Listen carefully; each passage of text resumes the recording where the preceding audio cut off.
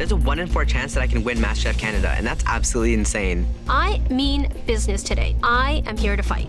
This top 4, it's a battle of the titans. Welcome back to the MasterChef Canada kitchen. You are the final 4, and you all have your sights on the ultimate prize, the MasterChef Canada title. To walk away with a trophy and $100,000, you'll need to prove that you deserve it more than any other home cook here. And to do that, you need to be inspired. And that's what today's challenge is all about. Inspiration. And what better place to look for inspiration than the MasterChef Canada pantry? Today, it's stocked with something extra special. Are you ready to be inspired? Yes, Chef! Your time in the pantry starts now!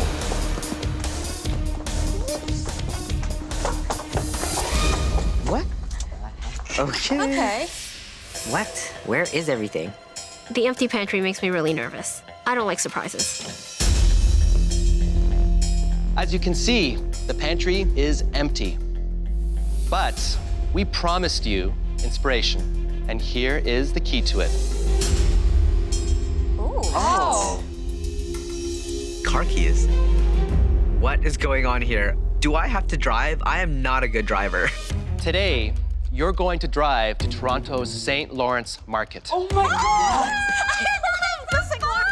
Widely recognized as the best farmers market in the world. Awesome. I love going to the St. Lawrence Market. Anyone who loves to cook, it's their paradise. Before you leave, we want to provide you with even more inspiration. And Alvin and Michael will show you what that is back in the MasterChef Canada kitchen. So many surprises. So many surprises. Oh my God. Mary, here to inspire you is your mother, Myra, your boyfriend, Aaron, and your Aunt Joni. Mary. Oh my gosh. Oh my gosh. I'm so happy to see my mom. I miss her. Hi, Mom. Oh my God! Matthew, all the way from Calgary, your mother, Arlene, your father, Michael, and from BC, your partner, Stephen. My family is in the MasterChef Canada kitchen. Seeing my mom, I instantly cry because she's crying, and I know how proud of me she is. Even my dad's crying, and my dad never cries. Veronica, all the way from Hong Kong, your father, Alan, your mother, Lily, and from Vancouver, your sister, Alethea. My mom has been an inspiration for me in the kitchen. I've had many challenges where I hear my mom's voice. But my dad's just a real inspiration to me in life. He's taught me about how to just be a person. Yes. Jeremy, from Winnipeg, your sister, Jennifer, and your nieces, Gianna and Sophia. Without my sister's family taking me in after the fire, I would be homeless. So I can only repay my sister by being a good uncle and being a good brother to her. So, home cooks, is this inspiring? Yeah. Yes. Very inspiring. Myra, Yes. are you surprised that Mary's made it all the way to the top 4? I just think it speaks to her tenacity and her skill and her creativity and her passion for food and how it shows love. Alan, I heard that you had your ticket booked from Hong Kong because you were so sure that Veronica was going to be in the finale. That's right. Yeah, I have confidence in her. Lily, where did she get that drive from? From Daddy. Stephen, are you at all surprised to see Matthew in the top 4? No, I'm not surprised at all. I knew that he would be here, and I just can't wait to see him get to the finale. Gianna, Sophia, what is your favorite food that your uncle makes for you? Sushi. Sushi! Not only will your families help inspire the dishes that you're going to create today, they will also help you shop for them. Awesome. They will travel with you to the St. Lawrence Market, help you select the ingredients you need to make us a beautifully composed entree. Time to get into your cars and hit the road. The home cooks now head to the St. Lawrence Market where, with their family's help, they'll decide on a dish that showcases their culture and background. We're working with noodles, Daddy. What kind of meat do you think I should use? Beef. Beef. If you love food and you want to learn about food, you go to the St. Lawrence Market. This is so awesome. We haven't been shopping as a family for ages. Look at all this stuff. Look at all that.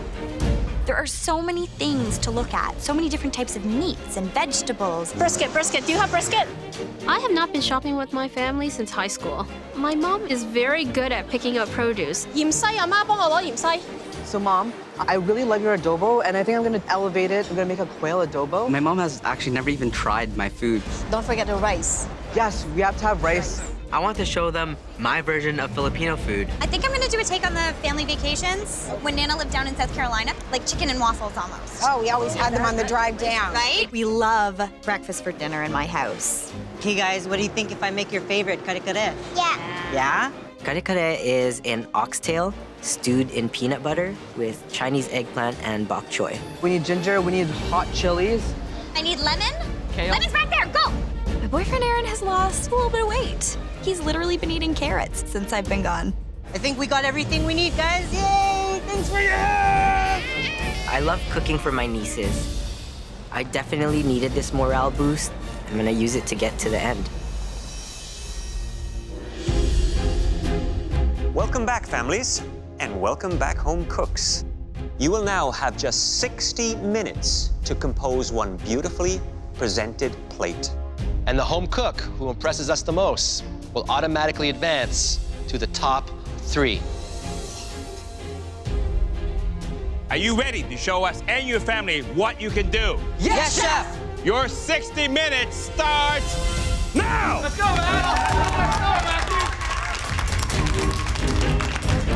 I really want to show my family everything that I've learned and how far I've come in terms of a cook and as well as a person. I'm making Taiwanese-style brisket with hand-pulled noodles and vegetables.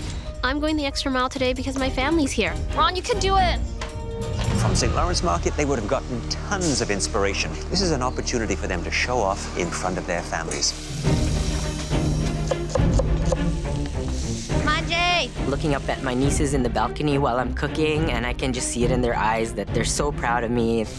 I'm making an oxtail stew. This is something that we all love to eat, so I hope I do the dish proud.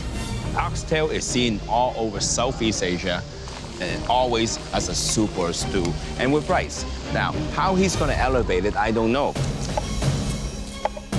I'm making a quail adobo. It's gonna be one of the first times I cook Filipino food on the competition, so my parents are here, and I want to do them proud by cooking a dish that I grew up on. Adobo is usually a nice soupy dish. It has a lot of vinegar, garlic, onions. That top 3 spot, I'm gunning for that top 3 spot. I'm still impressed with those little birds.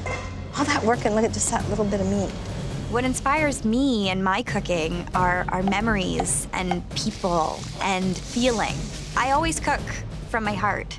Oh yeah, bacon. Oh, I forgot about the bacon. This is so our family. Mary! Hi!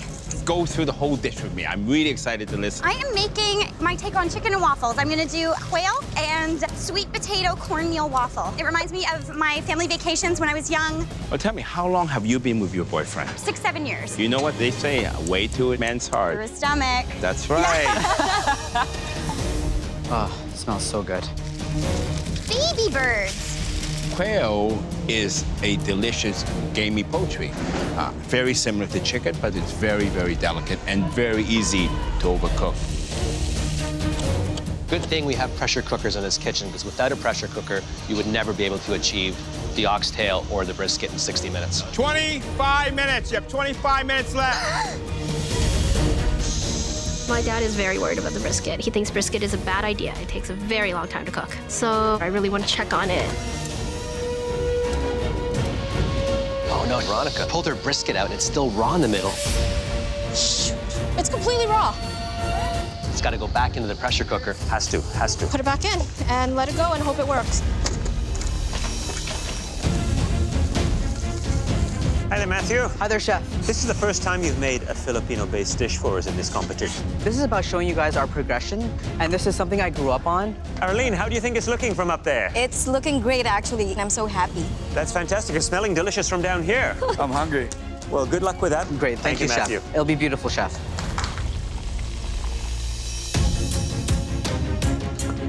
making a corn butter to go with my waffle.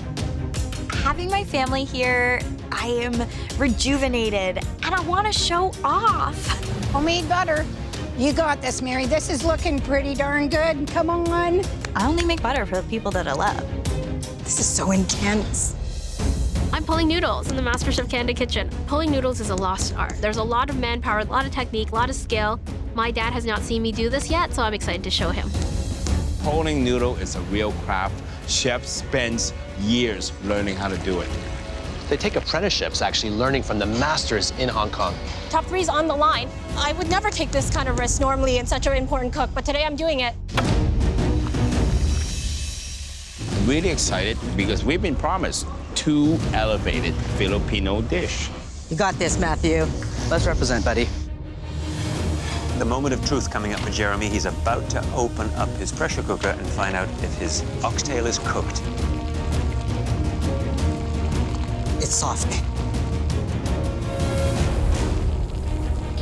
Jeremy just took a jar of peanut butter and dumped it into his oxtail. Peanut butter is used all over the world for sweet and savory. Ooh, they look good. 5 minutes, you have 5 minutes left, 5 minutes. Oh, Veronica is opening up her pressure cooker, so I hope her beef is cooked. My brisket is cooked, but it is tough. 1 minute, you have 1 minute left. Feeling really good right now. It's just all a matter about getting it on the plate. 10, 9, 8, 7, 6, 5, 4, 3, 2, 1. Hands up!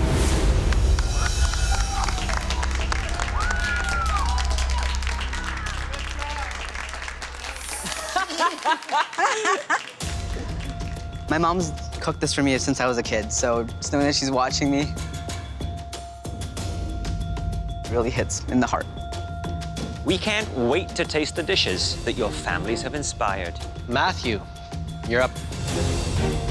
This is the first time that I'm showing my culture in this kitchen, and I'm very proud.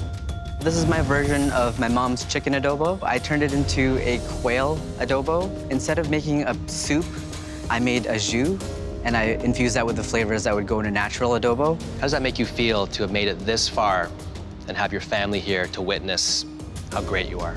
It means so much for me just to see their faces up there looking down at me in this kitchen that I fought so hard to be in. The eggs, I noticed, are perfectly cooked. Spot on. This is puffed wild rice? Yes, it's not a Filipino meal without the rice. I chose to puff it to add some texture. Look at that, perfectly pink. That's difficult to do because it's such a small bird.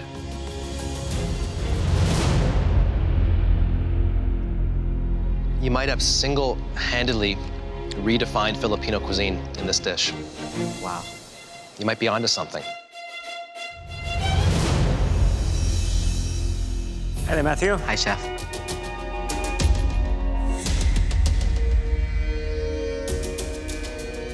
Beautiful, moist quail breast there. Nicely seasoned. Complex. Lots of great little flavors going on. A touch of heat.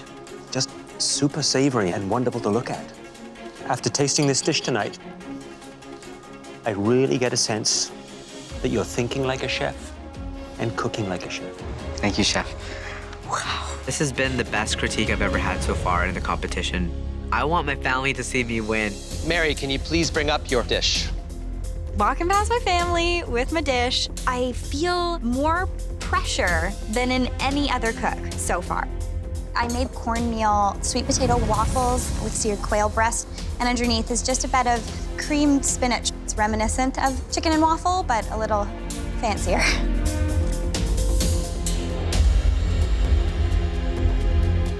You know, I'm surprised, Mary. This is so delicious and perfectly seasoned, and I knew you did not taste it, right? I you didn't. can't. No. Because you don't eat meat. No. You're missing something. I'm really excited to try this waffle with cream spinach, right?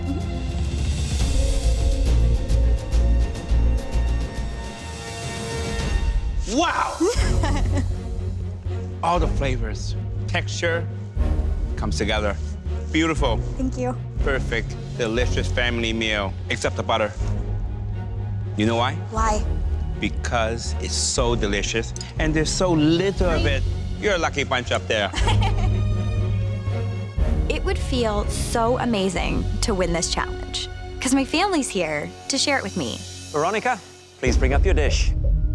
I know my brisket's tough. My dad's here, he wouldn't want me to lie to the judges, so I'm just gonna be honest and tell them straight up. This is a braised brisket with hand-pulled noodles, pickled cucumber, and a selection of vegetables. How are you feeling? Very happy with my noodles, but I don't know if the meat's cooked through. Brisket. It is an inexpensive cut that is so delicious when cooked in a very moist method.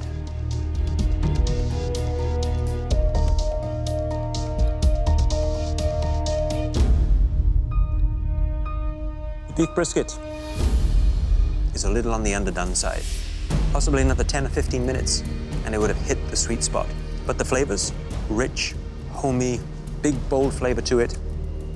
Absolutely wonderful. Now the noodle, hand-pulled.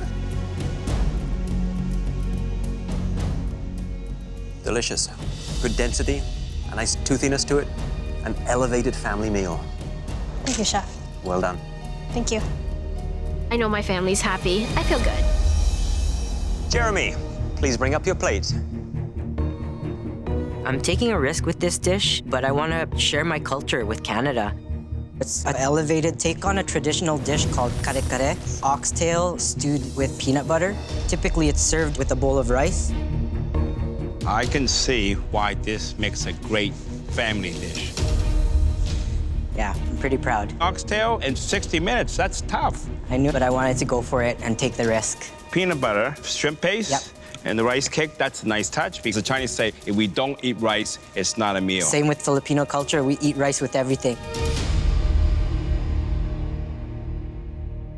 It's delicious. Thank you. I taste all the different textures, the smokiness, the different flavors. Everything seems to come together. You know, at first I saw the peanut butter, you know, it would have been a bit bland, but you know, with the saltiness from the fish sauce, it's just right, the seasoning. I think it just needs a little bit more kick. Okay. A bit of a spice. Perfect family meal. Thank you. I wish my mom was still alive to see this. She would be so proud, but I have her with me on my arm all the time. Tonight, you all made knockout dishes inspired by your families and the stunning ingredients that you chose at the St. Lawrence Market. But only the home cook who made the very best dish will advance to the MasterChef Canada semi-final. And that home cook is Mary. Oh my God!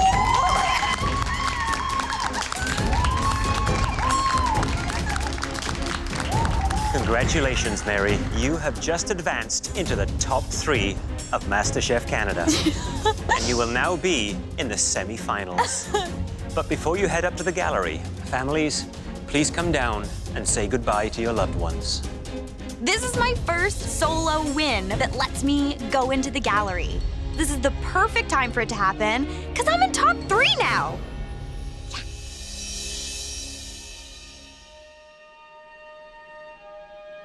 We know each one of you is dying to be up there in the gallery.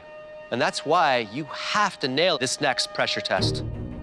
The ingredient that will determine your fate in this challenge is a delicious saltwater treat.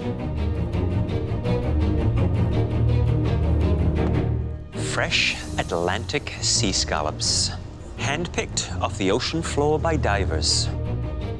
Have any of you ever opened a fresh scallop? I have. I was a fishmonger, so I have taken a scallop out of the shell, but I've only done it a couple of times. I have not worked with fresh sea scallops before. I live in the prairies. They are hard to come by. I know all the techniques about cooking a scallop. I know nothing about opening a scallop. Tonight, you will have to make 3 mouth-watering scallop dishes. Oh boy. We want you to replicate them perfectly. The first dish is a stunning scallop crudo. Crudo is Italian for raw. This sophisticated dish features thinly sliced raw scallops in a citrus dressing. The second dish, beautiful pan-seared scallops with the pea and mint puree and passion fruit coulis. Mastering this dish requires perfect temperature control. Too much heat will destroy the scallop's silky texture. The third and final dish is an elegant French classic, coquille Saint-Jacques. This dish relies upon several irresistible layers. First, a bed of mushrooms, then the scallops, delicately poached with white wine and herbs, then finished with a mashed potato rim. On these 3 plates, we probably have anywhere between 12 to 15 techniques. That's a lot of technique even for me. Please head back to your stations. You have everything you need to perfectly replicate these 3 beautiful dishes, including 7 fresh Atlantic sea scallops. You'll need every single one of them, so make sure you remove them from the shell perfectly. You'll have only 60 minutes to make all 3 dishes. Making 3 scallop plates in an hour is insane.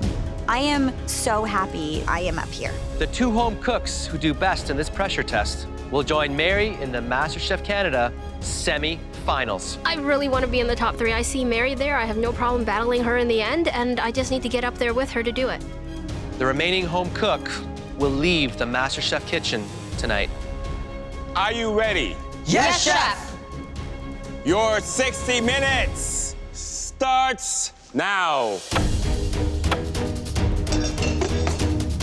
This is one of the toughest challenges. 3 difficult dishes, all in 60 minutes. This is the most intense pressure test we've had yet. If I mess up just one thing today, I'm going home. I want to be top 3. I want to earn my spot in the semifinal, and I'm going to get there by staying focused. First of all, you've got to put on the things that are going to take the longest to cook. That would be the potatoes, followed by the peas to make the pea puree.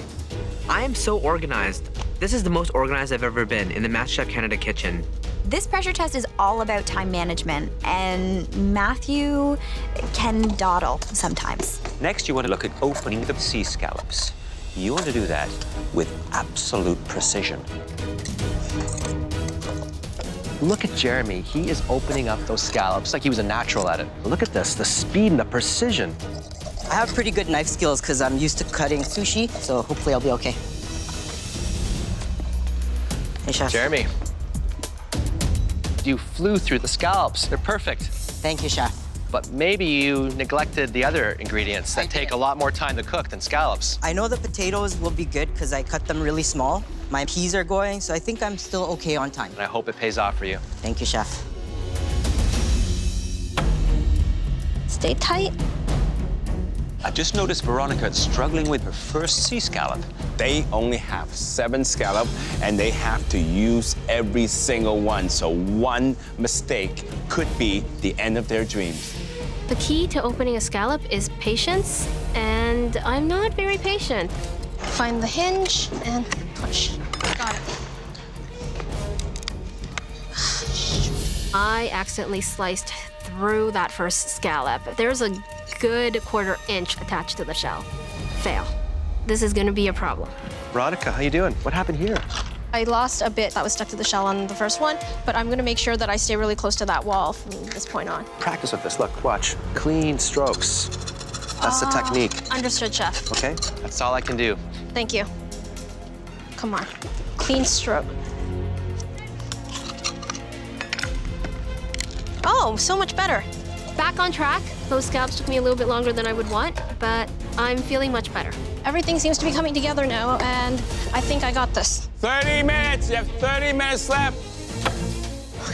A true competitor is gonna go home today. I have to bring my A game or else I will be going home. Hi there, Matthew. So you're the last one to open and clean your sea scallops. Is that a part of your strategy? Yes, Chef. I want to make sure that they're as fresh as I can to serve for you guys. Scallops are probably one of my favorite things to cook.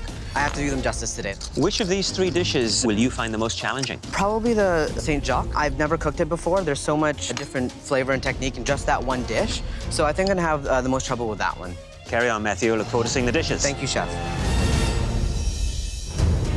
At this point in time, the home cook should really start slicing the scallops with the coquille Saint-Jacques. Time is running out, and I need to get the coquille Saint-Jacques in the oven. Then what I think they should be doing is taking a small pot, adding some beautiful fresh herbs to it with a white wine, and poaching those sea scallops to perfection, sautéing the mushrooms. making a light, fluffy potato puree, producing a beautiful gratinate finish so it's golden brown on top and totally delicious. Next, there is the crudo, where it's all about adding delicate flavors without cooking the sea scallop. You have to use a super sharp knife and make sure every one of those slices count perfectly. Jeremy's doing a beautiful job slicing through those scallops for his crudo. And he looks so comfortable doing it, too. I'm feeling the pressure, but it's got me laser focused, and I'm going through these scallops like nobody's business.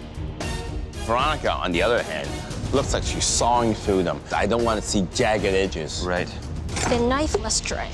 I try to just cut straight down, and I have smushed my scallop. Okay, I'm just gonna leave it. Next, you want to make the pea puree.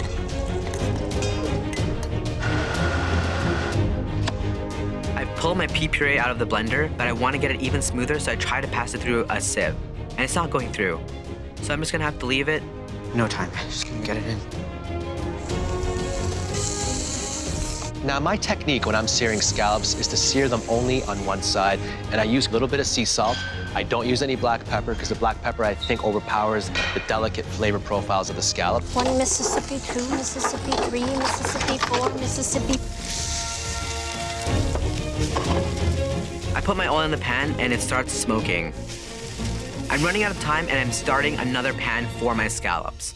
5 minutes, you have 5 minutes left. I want to see plating now. On that plate, I want to see a perfect replication.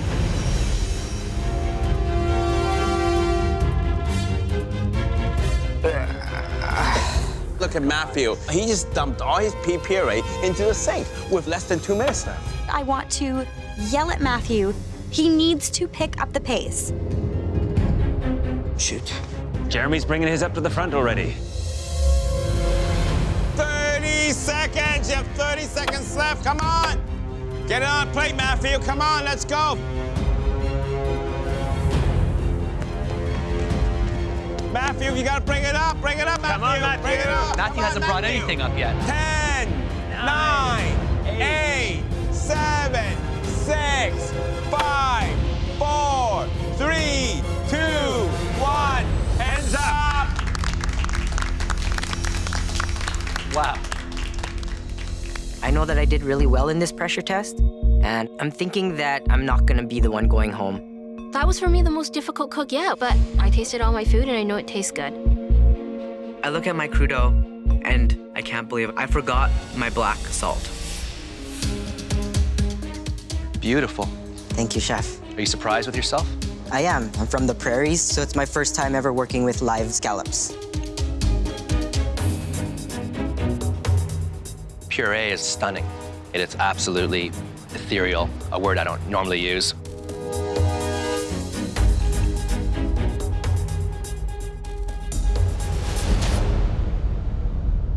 I wish this wasn't just a tasting and I could actually eat the whole plate because it's delicious. Thank you. You just nailed that. Yes. Hi, Jeremy. Chef Alvin. Well, I can tell you, this is beautifully sliced, nice and thin. You can see the shadow of the knife through that. Every single scallop is beautifully cut. You can see they're perfectly round. Good work there. Crudo. Everybody thinks this is simple, but it's like a tightrope. Nothing should overpower each other.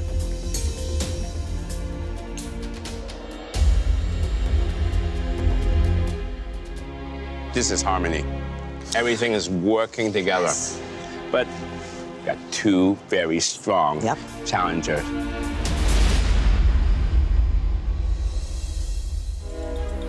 So the coquille Saint-Jacques. Have you ever had that dish in a restaurant? No, I've never even heard of it till today. You have a nice even gratin over the sea scallop and the sauce on the mushroom portion. A little darker on the potatoes might have helped the cause a touch.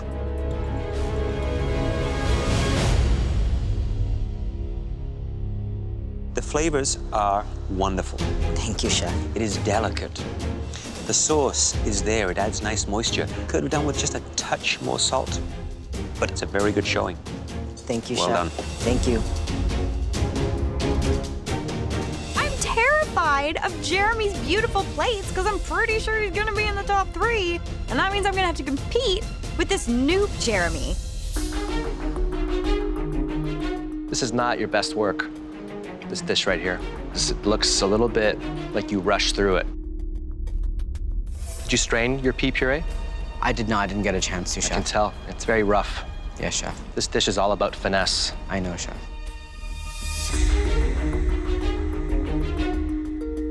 It's under-seasoned. Yes, Chef. When you go to a restaurant and you have scallops, what will make you send the scallops back? An overcooked scallop, Chef. Do you think these scallops are overcooked? I'm not sure. Steaks can't get much higher than this right now.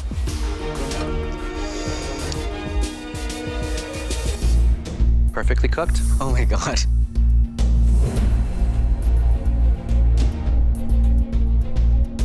Texture, smooth and delicious. Fantastic. Matthew, Hi, Chef. I'm here to taste the crudo. So tell me, is everything there? No, Chef. I forgot the black lava salt. Time just got the better of me, and I forgot to put it on the plate. I would say these are nicely cut. This piece in particular, maybe a little bit uneven, too thick on this side.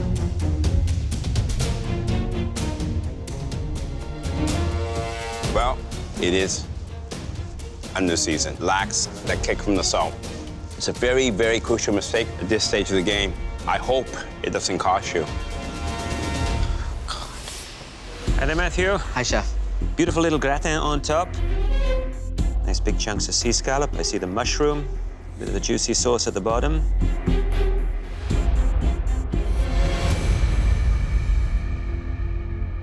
Very nice. Beautiful, sweet, light on the sauce, seasoned just right.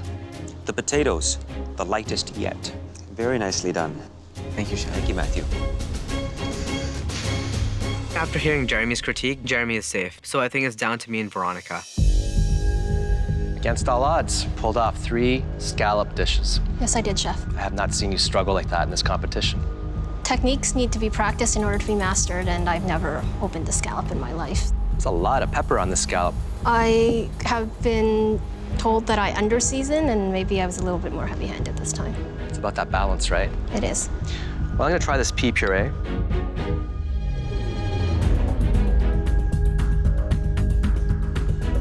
It's delicious. Thank you, Chef. It's very smooth. The mint comes through. It's not overpowering. But obviously, this is a scallop challenge, so it's about these scallops.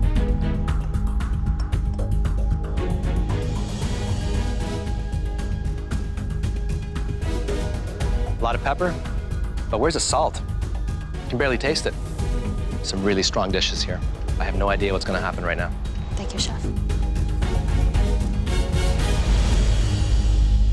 Veronica, are you happy with this? My slice is not perfect, but I'm not unhappy with it. You have torn your scallop, you can see. Bits there.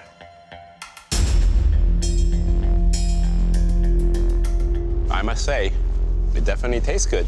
Thank you, Chef. I think you got all the harmonies together. Seasoning, the vinegar, the sugar, absolutely perfect. So this dish, to me, it's a great dish. I hope these little tears is not gonna stop you from getting on to the top 3. I hope not either. Thank you, Chef. Hi there, Veronica. Hello, Chef. I think you've managed to get a nice little gratin on the potato, plus a little on top of the actual scallop itself. Let's taste it.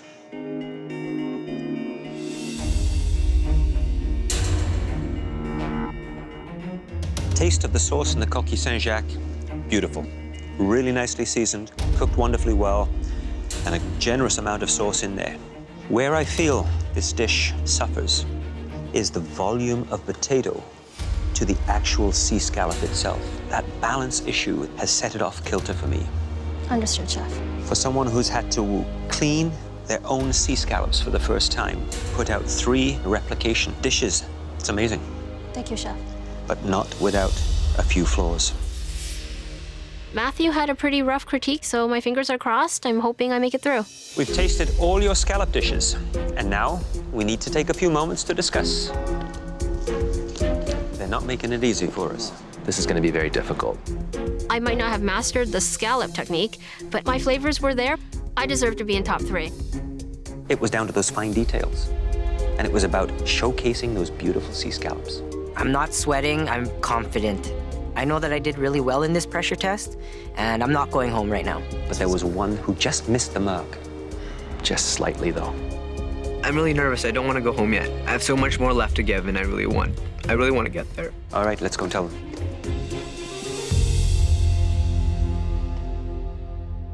Replicating 3 dishes in just 1 hour is an astonishing feat, especially when it involves opening and cleaning 7 fresh Atlantic sea scallops. All of you impressed us, but one home cook absolutely crushed this challenge. And that home cook was Jeremy. Yes! Good work, Jeremy. Good work. Congratulations. Congratulations, Jeremy. Thank you. Tonight, we saw what you're really capable of. And now, you're in the top 3, and we hope you keep it up. Please remove your apron and head up to the gallery. I won the pressure test. I feel great. Nothing can stop me now but myself, and I'm just gonna keep getting better. Matthew, you forgot one of the most important tools in a chef's arsenal, salt. And as a result, your flavors fell a little flat. Veronica, you struggled from the get-go with your cleaning and your knife work. And sadly, it undermined what made it to the plate. We know you're both extremely talented home cooks. You've proven it again and again. And that's why this is such an incredibly difficult decision. But after taking every dish and every component into consideration, we felt that one of you treated the key ingredient with more finesse and more respect. And that home cook was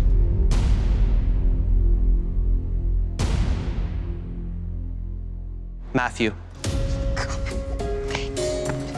Congratulations. You did so great. You're awesome. Matthew, you are now in the top 3. Remove your apron and head up to the gallery. Wow. Thank you, chefs. Being in the top 3 is absolutely huge, and I'm ready to take it all the way to the end. Veronica, you came into this kitchen with undeniable intelligence and skill. But during your time here, we saw you grow and start to cook with both your head and your heart. Your dream is to become a Michelin inspector, and no one here has any doubt that you'll make that happen. Please come up and say goodbye. Coming here, I have accomplished things that were beyond my wildest dreams. I made friends, I learned new things, and I showcased my culture, everything that I represent. The Japanese egg takes a high degree of skill. You did a great job. Thank you, Chef. I feel good about that. Extraordinary presentation, extraordinary technique. I can't find anything to fault on this. I'm so unfamiliar with happy tears, but I'm just so happy that I did everything I wanted to do here. I took big risks, I got big rewards, and I've learned to cook from my heart. Best wishes, guys.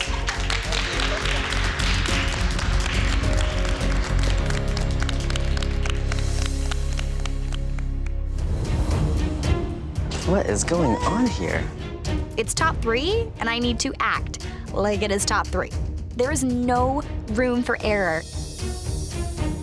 I feel that I've found myself here, I've found my real passion, and being top 3 proves it to me.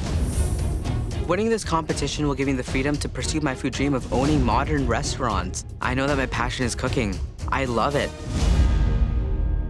Mary, Matthew, and Jeremy, congratulations. Week after week, you have weathered some of the toughest challenges in MasterChef Canada history. And this next mystery box could bring you one giant step closer to the MasterChef Canada finale. Tonight, your inspiration will be the stunning ingredients under these 13 mystery boxes. Some of them are small, some of them are taller. I don't know what's in these mystery boxes. And here to present them are 13 of Canada's most influential chefs. From Buca, Rob Gentile. Oh my God. I see David Hawksworth, and he's a huge deal. He has probably the best restaurant in Vancouver. From Los Colibres, Ilia Herrera. Farzan Fala is here. I love his restaurant. This is so exciting. From Portia, Basilio Pesce. From Saturday Dinette, Suzanne Barr. From Pai, Nui Regula. This time last year, I was just chilling in Winnipeg. Now, Canada's most influential chefs are standing right in front of me. From Nota Bene, David Lee. From Charcut, Connie D'Souza. This is super intimidating. Wow.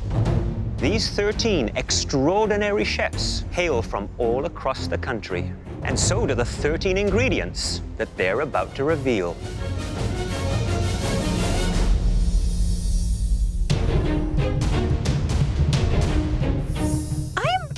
I'm confused. These ingredients look quite familiar. If you're thinking these ingredients look familiar, you're right. You cooked with them in your very first Mystery Box Challenge, celebrating Canada's 10 provinces and 3 territories. Since then, you have experienced an amazing culinary journey, and we want your dishes tonight to reflect how far you have come. Tonight, you will create 16 stunning entrees that will be served to us and our 13 distinguished guests. Wow. You will have just 90 minutes to plan, prep, and present your 16 plates. During service, our guest chefs will give us their feedback and help us decide the winning dish. The home cook who prepares the best dish will not just win this Mystery Box Challenge, they will advance directly into the MasterChef Canada finale. A spot in the finale is at stake, so I'm gonna fight for it. Game on.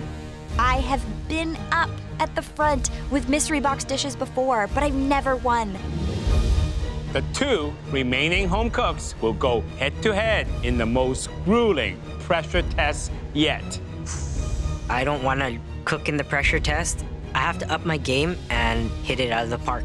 Are you ready to show us everything you've got? Yes, Chef! Your 90 minutes starts now! Blueberries. Lots of maple. They have to do 16 individual plates, and every single one has to look exactly the same. Knowing that you have to cook for 13 talented chefs who you admire and respect, maybe even at their restaurants, that is an incredibly tough feat. Hey, don't forget the 3 MasterChef Canada judges. And we're pretty good too, you know. I'm pretty terrified and intimidated. Ouch. These are ingredients that they worked with in the beginning of this competition. So now we get to see the journey, how far they've evolved, where they started, and where they are now. I want to celebrate Canada with this dish. I'm making a butter-poached Arctic char with crispy charred skin, a carrot puree, pickled veg, and steamed clams. Matthew has been absolutely fascinating and inspirational to watch his journey from day 1 to where he is now. I remember my first mystery box. These ingredients may have been daunting, but now that I see them again, I can cook with all of them. I'm gonna make sure it's gonna be plated beautifully, and it's gonna taste really good too. This is redemption. I want to win this mystery box. It's good, everything's good. I'm making my take on fish and chips. I'm gonna use pickerel because it reminds me of my dad and going fishing with him when I was a kid. I'm channeling my dad today. The first time I cooked with these ingredients in the first mystery box, I made a really homey plate, but I didn't win. Today, I want to take a humble idea and elevate it to MasterChef Canada quality. Mary has gone with a pickerel. The amount of work it takes to clean, fillet, and make sure you get every single bone out, that is going to chew up a ton of the cooking time for Mary. Oh, yes. I'm definitely taking a risk.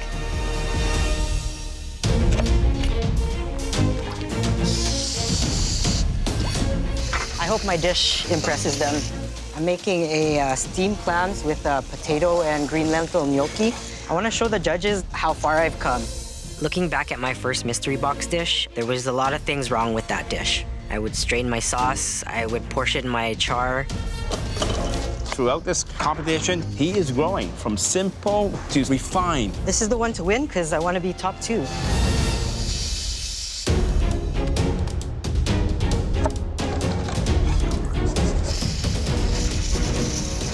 One common denominator among these three home cooks is that they never take the easy route. They always push themselves. Okay. Matthew. Hi, Chef. Top three. Top three. It's an amazing feeling, Chef. How does this dish show us your journey? I'm gonna show off all the techniques that I've learned. I'm gonna butter poach char.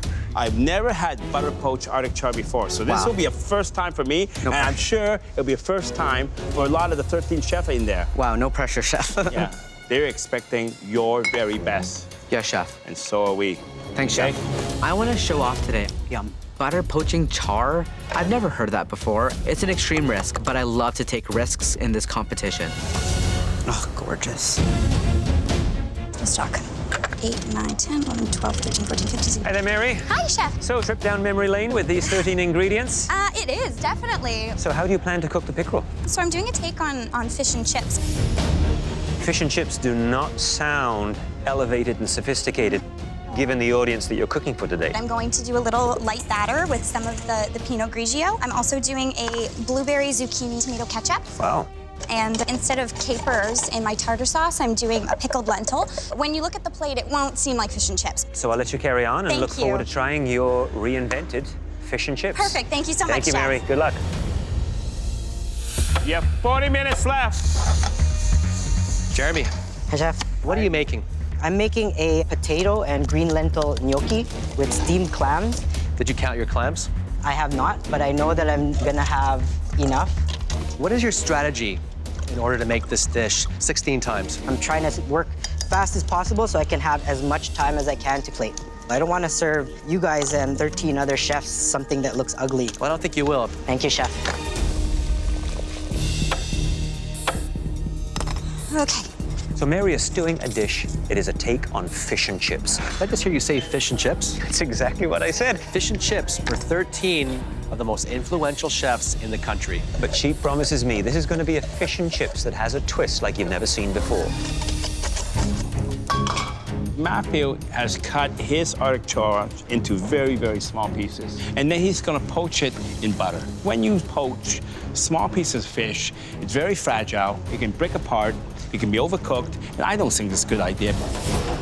You know, Jeremy, his big issue is being able to take a concept of a dish and put it on a plate that will blow us away. Did you see how fast he got all those pots, got those clams, and now doing the potatoes? Certainly no shortage of energy there. Wouldn't be me if I wasn't sweating. You have 30 minutes left! Shit. You know, time management is important in this challenge. The pressure of doing 16 dishes is getting to me. It looks like Matthew's pan is really smoking heavily back there. My clams are burning. I have to get another set of clams on right away because I don't have that much time. Woo! Ouch.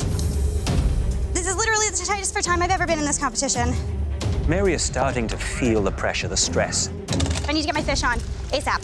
Things are piling up for her. I just can't fry them all at the same time.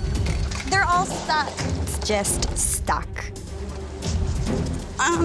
The amount of work I have left to do seems literally impossible.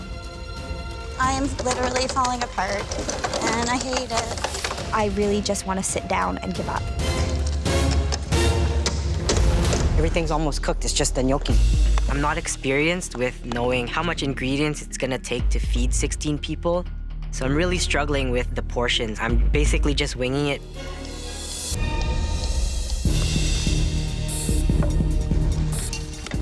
One of my biggest flaws is wanting everything to go perfectly. I just need to keep telling myself nothing's gonna go perfectly. And I just need to get these plates done. Yeah. 15 minutes! You should be plating soon! I only have 15 minutes left, and that's less than a minute per plate. But I'm gonna get everything on the plate if it's the end of me. Oh, I'm so sweaty. I'm really worried. I don't have time. Look at those plates of Matthew. Absolutely stunning. He's got it all figured out. Look, one piece at a time. He's going down the line, 16 plates. I'm the strongest plater here, and this is gonna get me into the finale. Yeah, she needs to hustle. She is really up against the clock here. You have 5 minutes left! They're all feeling the pressure. You can see it in their faces. Oh, yeah. You know, I'm really worried about Jeremy's gnocchi. It doesn't look like it's going to be enough for 16 portions. Not gonna have enough. Fuck. 1 minute. The server will be picking up the plates. There's something about Mary. Well, she won't give up. Look at Jeremy. The servers are ready to pick up Jeremy's plate, and he's not ready to go.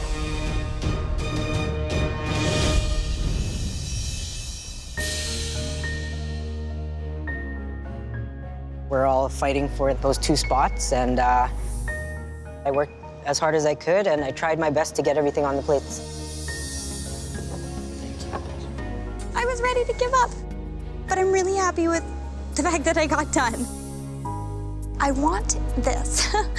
I really want this. I can't believe I just did that. It was so hard, but this is what I love to do, and I can't believe I got to serve all those amazing chefs. I want to be them someday, so it's a really big honor for me. Chefs, thank you for being here to help judge the talent of our top 3 home cooks. First up is Matthew. Matthew, please describe your dish. I made a butter poached Arctic char with pickled veg, carrot puree, and crispy char skin. Thank you. Thank you. And bon appetit, everyone. I tell you, beautiful presentation, nice use of space. This is one of his best presented dishes. Let me correct you. This is the best one he's presented. This looks beautiful. Beautiful little ribbons of zucchini. Nice to see he has a crispy char skin there, which will add a nice crunch to it. Yes. Elia, what are your thoughts on Matthew's dish, please? I love the presentation.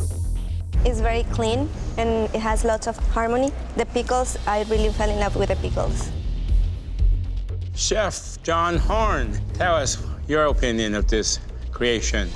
I think Matthew did a very great job on this dish. I know Arctic char is a very hard fish to cook. It can go one way or the other very quickly on you. I thought the clams were beautifully cooked. The balance on the plate with the acidity was very, very nice.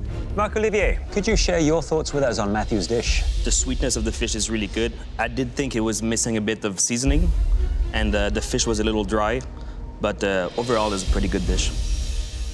Matthew was inspired by having all of you great chefs in this room. He did a really wonderful job. Big, bright flavors. The presentation was very, very close to what you would see in a high-end restaurant. Next up is Mary. Mary, please describe your dish. I did my take on fish and chips. Underneath, I did a tartar sauce, and I did a tomato blueberry ketchup for you. Thank you very much, Mary. Thanks so much. Enjoy. You're excited for this one. Beautiful looking plates. The aroma coming off this is absolutely spectacular. I've got to be honest, I was worried about the idea she's doing fish and chips, but she's elevated it. Yeah. Really unique dish. Connie D'Souza, how did you feel about Mary's dish?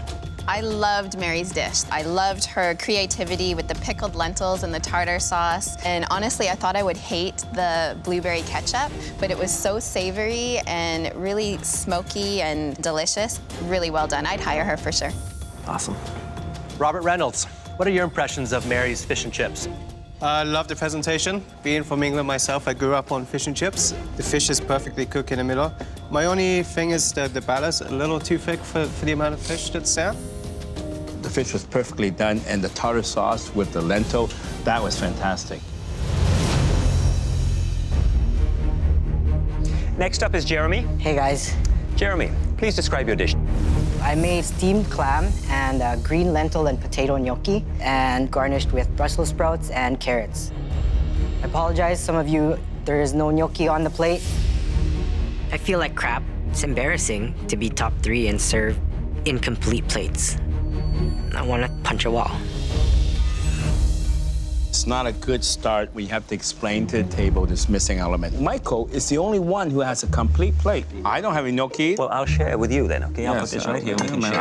I got 5 clams. I'll trade you a clam for a gnocchi, okay? Done.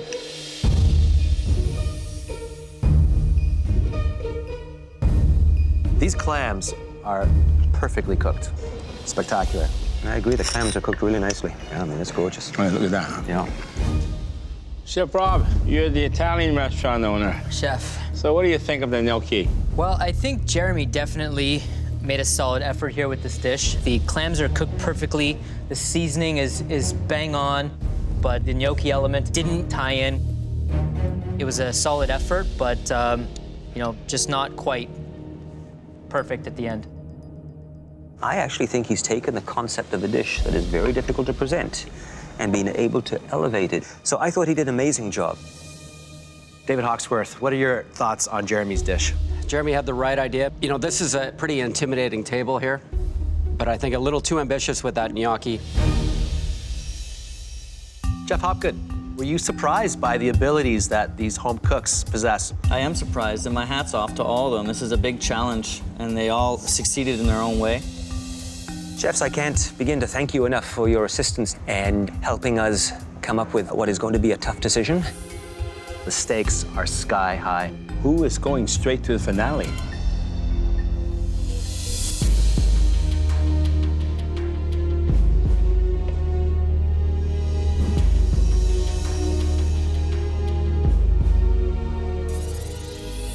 I know I speak for you three home cooks when I say that it was an honor to have these 13 extraordinary Canadian chefs in the MasterChef kitchen tonight. The three of you have shown some exceptional talent, and most importantly, presented some beautiful, tasty food. On behalf of all of us here today, congratulations on an excellent job. Thank you. Chefs, thank you very much for inspiring our home cooks and helping us make a very difficult decision.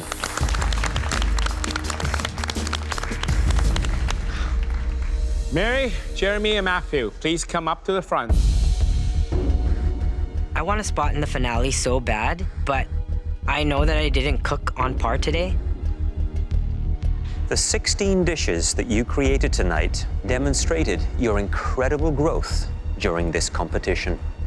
But as you know, only one home cook can win this Mystery Box Challenge and advance directly to the MasterChef Canada finale. I really want it to be me. I want to see my name on a chef's jacket. Choosing that home cook was a very tough decision. But after weighing every element on your plates, one dish stood out. I am so close. I'm really hoping that my dish edged them out. And that dish was made by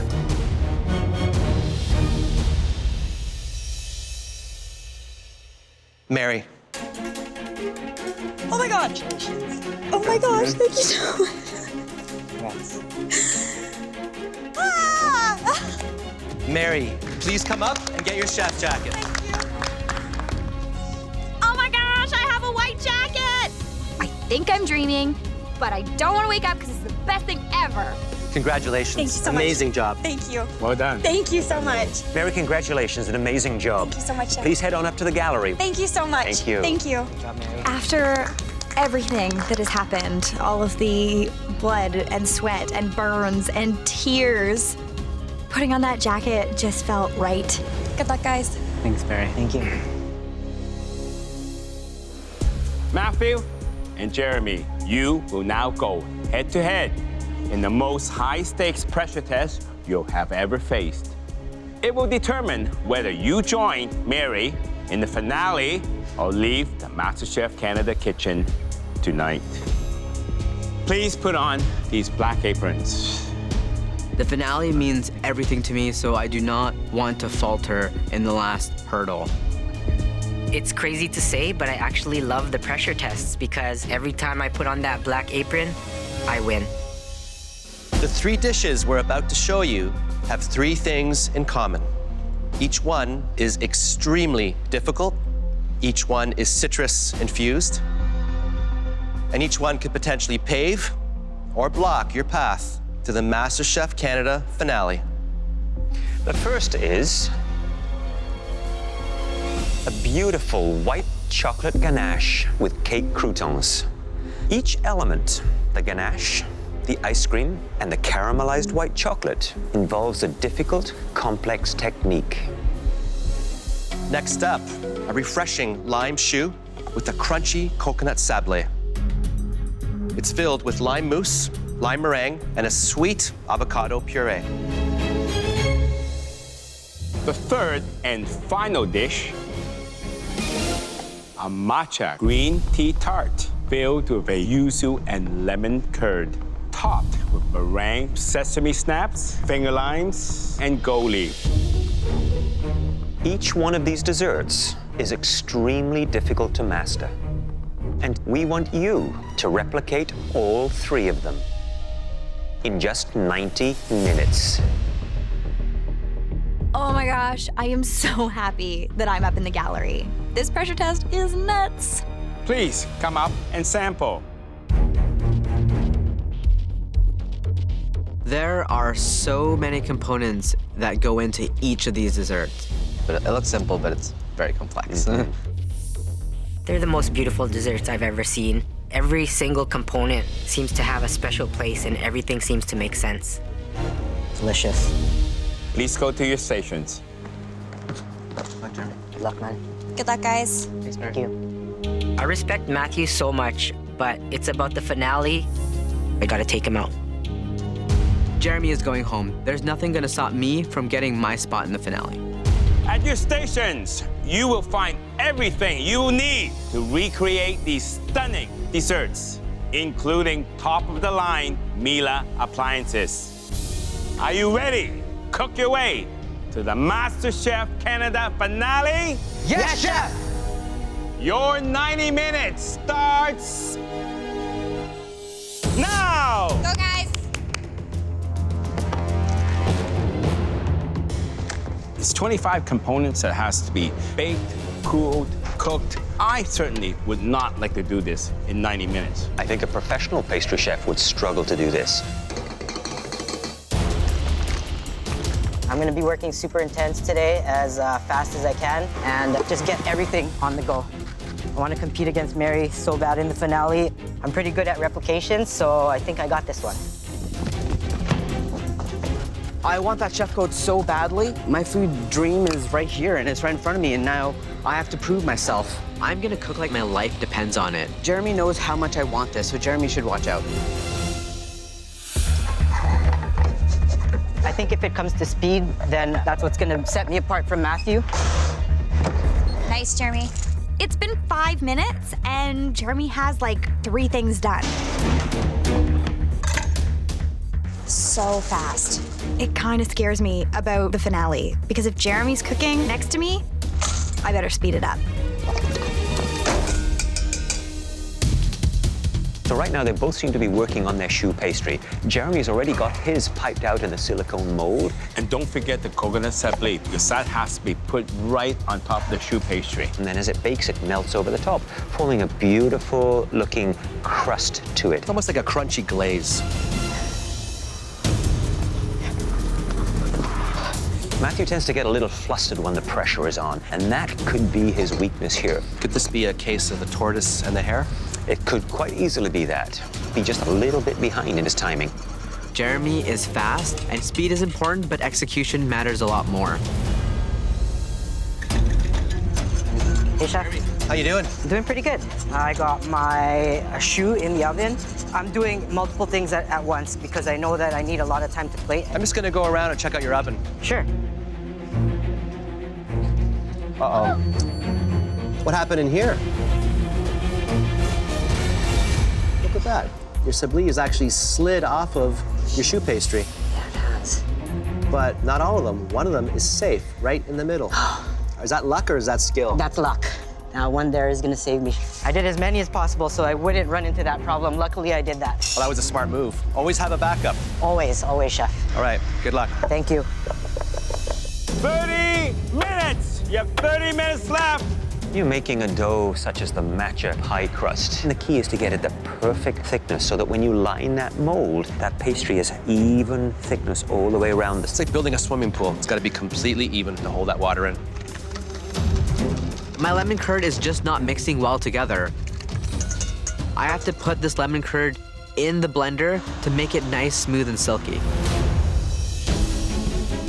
Matthew and Jeremy have taken two different approaches when it comes to the curd for the matcha tart. Jeremy, he's cooled his down, so therefore it's thickened up to the perfect consistency, whereas Matthew decided to fill his whilst his was still warm, very liquidy. It's a shortcut I would never take. Yeah, but Matthew is so behind right now, he has to take a risk. Hey there, Matthew. Hi there, Chef. So which of these three desserts is going to pose the toughest challenge for you, Matthew? Just remembering what goes in where and making sure that everything is on the plate. This is the toughest challenge in MasterChef Canada history, to be honest. I think you could be right. And on that point, I should let you get your head organized and keep up the great work. Thank you, Chef. They're both cutting the grapefruit croutons for the chocolate ganache. You can see that Matthew is cutting his very slow and carefully. Matthew's got the delicate touch when it comes to working with pastries. Jeremy, on the other hand, whilst he's got speed, he can be a little bit clumsy and clunky at times. Okay, you babies get crispy, man. Get crispy. Now he's piping his lime mousse filling into the choux pastry. There will be a moment of truth when we cut into that choux pastry, because the middle needs to be fully packed with that wonderful mousse. Lime zest. I'm not sure if I have enough lime in the mousse. I just don't know. 5 minutes left. Matthew started plating his first dessert. I don't think Jeremy has started plating anything yet. What else do I need? The only time I'm gonna slow down is when I need to gather my thoughts for plating. This pressure test is all about details. The margin of error is 0. I got all my components done. Now it just has to look good. Tarragon, cilantro. Matthew is actually pulling ahead. This is a classic tortoise and hare. Geez, Matthew. Matthew's plating from the beginning has been just ridiculously out of everyone's league. It's so amazing to have watched, but it's also terrifying. Ooh. 1 minute, you have 1 minute left. This is unbelievable. They look so beautiful. It's do or die. It's either me or Jeremy goes home, and I don't want to go home. This pressure on me is making me cook at my best right now. 10, 9, 8, 7, 6, 5, 4, 3, 2, 1. Hands up. Thank you, man. Oh. Time up, hands up. I feel a breath of fresh air, and I'm super proud of what I did. Looks just like the photos in my head, and I think I got this. Jeremy's plating is nice, but I think mine has a little bit more finesse. Hey, Jeremy. Hi, Chef. And you were hustling out there, man. I was hustling. I wanted to have lots of time to make sure every single component was on every dish. I'm going to be tasting the white chocolate ganache. Okay, Chef. I think it looks like it's sitting off to one side of the plate and just a little bit irregular in terms of the original.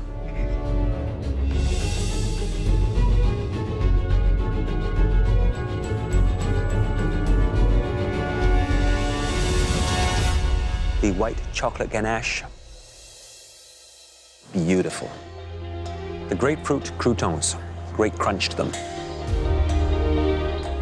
That is the element that provides that texture, that interest to the dish. As for the rest of the little garnishes, the grapefruit gel, nice job on the replication. Well done. Thank you, Chef. Hi there, Matthew. Hi, Chef. At first glance, your plating is more centralized in the plate, which I think is more true to the replication. But something's eating at you. Yeah. What is it? I'm missing the grapefruit loaf croutons. What happened? It was on the other side of my station, and I left it off, and I feel for you.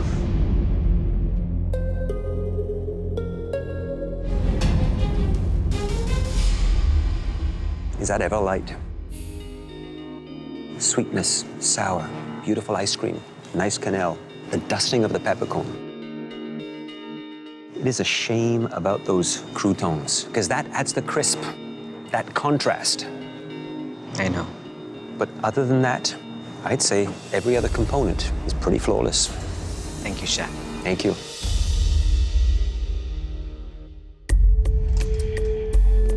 Hi, Chef.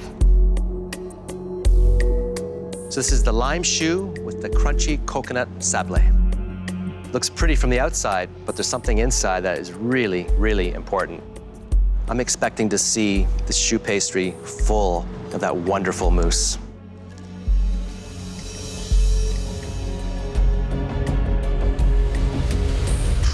Man, hot damn. Look at that. My goodness. Wow.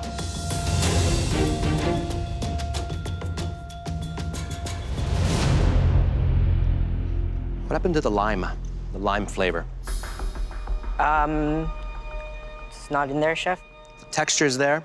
I love that liquid center, but it doesn't have that kick of lime that I want. What happened? Maybe I should have added a bit more.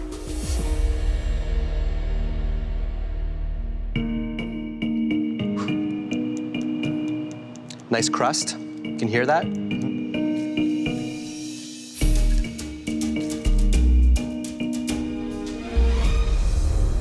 Wow, look at that. It's filled. It's definitely filled. That is perfection. I just want to devour that. But it has to deliver also on that lime flavor.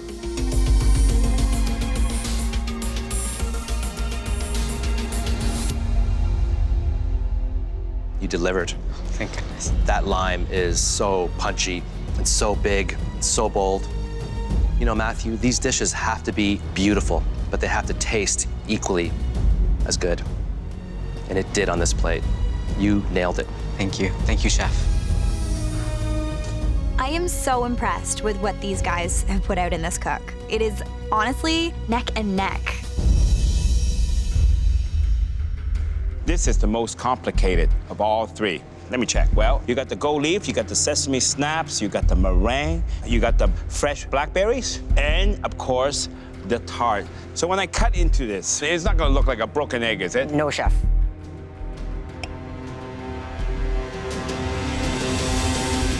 It's a little bit runny. A little bit runny. But not bad. It's holding.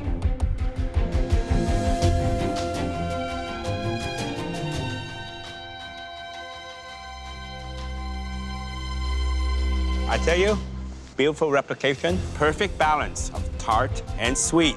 Crispy on the outside, soft in the middle. Nice. That's exactly what I was looking for. Well done. Thank you.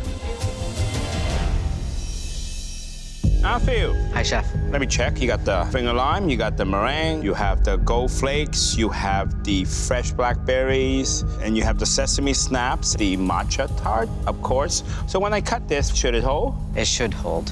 Well, let me check.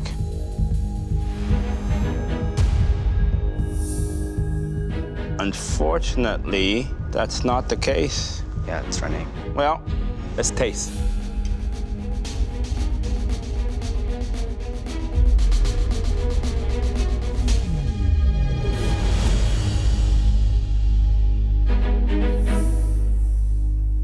It tastes good. The tart and the sweet, the balance, perfect. Taste is king, and you got it right. Thank you, Chef. We've tasted all your desserts, and now we have a very important decision to make. Wow, it was astonishing. They got so much done in 90 minutes. To be eliminated so close to the finale would be heartbreaking. There's errors here and there. In terms of appearance, it was almost perfect. I'm so close to changing my life. I'm not ready to go home. Not yet. It's come down to the finest detail. Matthew and Jeremy, you are both extremely gifted home cooks.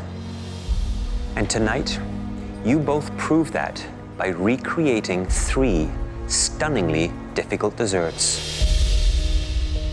However, only one of you can advance to the MasterChef Canada finale. To make that decision, we had to take into account accuracy of your replications, the beauty of your plating, and most important, the taste of your desserts. It was not easy. But one of you had a slight edge when it came to presentation and flavor. The home cook that made the best desserts and would face off against Mary in the MasterChef Canada finale is...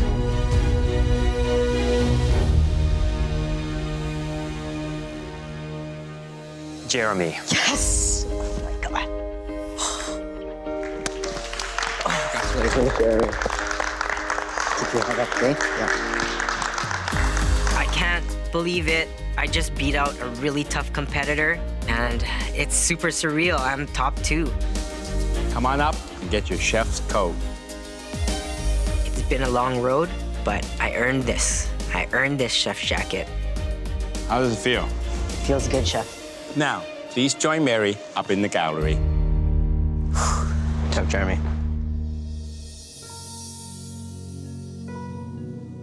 Matthew, this is not the outcome that you'd hoped for tonight.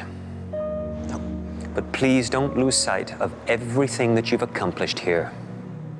Not only are you one of the youngest home cooks to compete in this competition, you're also one of the best. Thank you. You've got talent, drive, a wonderful family, and a supportive partner. The sky's the limit, Matthew. Now please come up and say goodbye. Thank you, Chef. Real honor to meet you. It's an honor to meet. Coming here and being the top 3 in Canada, that's pretty cool. The flavors just jump out. That's incredible. Thank you, Chef. This dish, it's absolutely fantastic. Thank you, Chef. I really get a sense that you're thinking like a chef and cooking like a chef. I'm really proud of everything that I did. 1, 2, 3, go! I found my purpose here on MasterChef Canada. The best dish tonight was Matthew. Oh my God! Matthew. Yes! Matthew. Oh my God. Taking off my apron feels like saying goodbye to the dreams, but I know this is just the beginning and I can't wait to see where I go.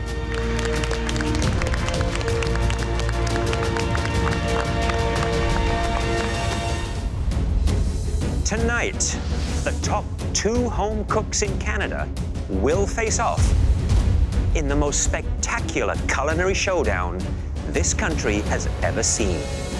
You're watching the MasterChef Canada finale. Tonight's first finalist is Mary. Right out of the gate, she proved she was one to watch. I am so excited today, and I need to win. Mary. Mary. Mary. Oh my God. Oh my God. She impressed the judges with her fresh take on tradition. Perfect. It is absolutely delicious. Oh my God. You're cooking with the mind of a chef. Mary, you did it again. Thank you so much. Her Achilles heel was her perfectionism You could say that I'm a bit of a control freak sometimes. and the anxiety it caused her. Shoot. Oops. Woo. Here we go. Fire. Breathe, Mary, breathe. Twice, she landed in the bottom 2. Mary, it's time to take off your apron and head up to the gallery. Oh my God. Good job. But her positivity never wavered. You're doing amazing. And her sweetness She's just the best person I've ever met. coexists with an iron will. I'm gonna cook my friggin' heart out today. She started cooking after a tragic accident. My dad died, and my mom and brother were both seriously injured. Mary's been cooking for me and the whole family since she was about 8 years old. I've always kind of done the right and responsible things. Now, this young insurance broker is cooking to change her life. My dream is to own a catering company and to make food my life. And she plans to make MasterChef Canada history. I am going to be Canada's first Lady Master Chef.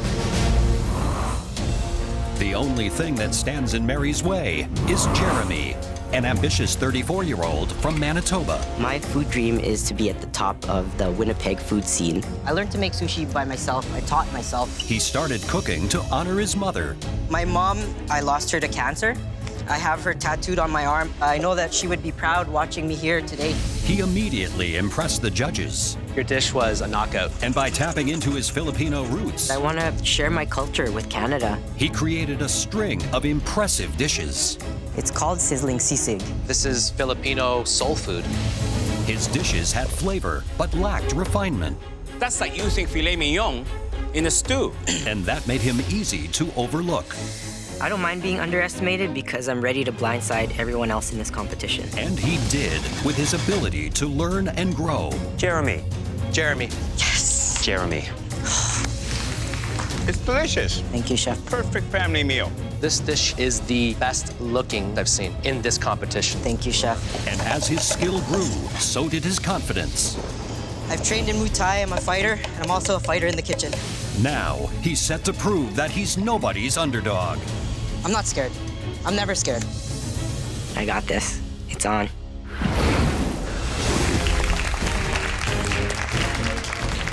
Congratulations, Mary and Jeremy. Over the last 14 weeks, you've survived every demanding challenge that we've thrown at you. And with a succession of beautiful dishes, you've proved that you deserve to be here in the MasterChef Canada finale. Who here is on Team Mary tonight? And Team Jeremy? Matthew, you know these two better than anyone here. What do you think they're bringing to the competition tonight? Their styles are very different. Jeremy, he's the fastest person in this kitchen. And Mary, from the get-go, she started out strong and just keeps on getting better and better. So this is gonna be an epic battle tonight. Dr. Sean, in the golden pants. Are you surprised to see these two going for gold tonight? I'm not surprised at all. I know that we are in for one hell of a show today. I cannot wait. You've both sacrificed a great deal to be here tonight. You've left your loved ones back home to pursue your dreams. Mary, here for you tonight is your mother Myra, your Aunt Joni, brother Michael, and your boyfriend Aaron. Jeremy, all the way from Winnipeg, your sister Jennifer, your brother-in-law Nanette, and your nieces Gianna and Sophia. Jennifer, Jeremy learned to cook while your mother was sick as a way to keep her memory alive. How would she feel seeing what Jeremy has achieved here? She would be beyond proud. Very, very proud. Having my family here is just gonna boost my morale. Who would have thought I would make it to the end, and now I just gotta win. Myra, Mary has drawn on great memories of her father here. How do you think he'd feel to see what she's accomplished in this kitchen? I have no doubt that he is with us. And I know he is just as proud as I am. He's beaming. My dad thought I would do something great. And I finally feel like I've done that. It's really nice. Families, thank you for coming. But now, it's time to get cooking. So please, head up to the gallery. And tonight, we want to see a gorgeous 3-course restaurant quality meal that demonstrates everything you've learned and leaves no doubt in anyone's mind that you deserve to be Canada's next MasterChef. You'll face off in 3 cooking rounds. First, the appetizers, then the entree, and finally, dessert. After each round, you will present a flawless plate to each of us in the banquet room, where we will taste and judge your dishes. You will now have 10 minutes in the pantry to get everything you need to make the most important 3-course meal of your lives. Are you ready? Yes, Chef. Your time in the pantry starts now. Oh my gosh. Okay. Jeremy, this is nuts. Jeremy is going to win because he has a perfect combination of heart and soul and skill and technique. I'm on Team Mary. Oh my gosh. Because Mary makes really good food and her creativity is out of this world. Excited. I'm rooting for Jeremy. He came in somewhat like an underdog, but through the competition he has grown, and right now he's the best home cook here. He deserves to win. Mary's skills are second to none. I've never seen a cook that can do what Mary can do. It's just second nature to her. This is gonna be one epic showdown.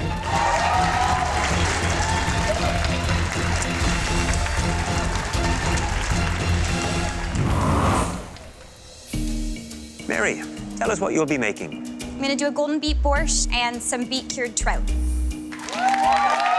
Jeremy, what will you be making for us? I'm gonna be making a bison tataki, uni cream, and fresh uni for garnish.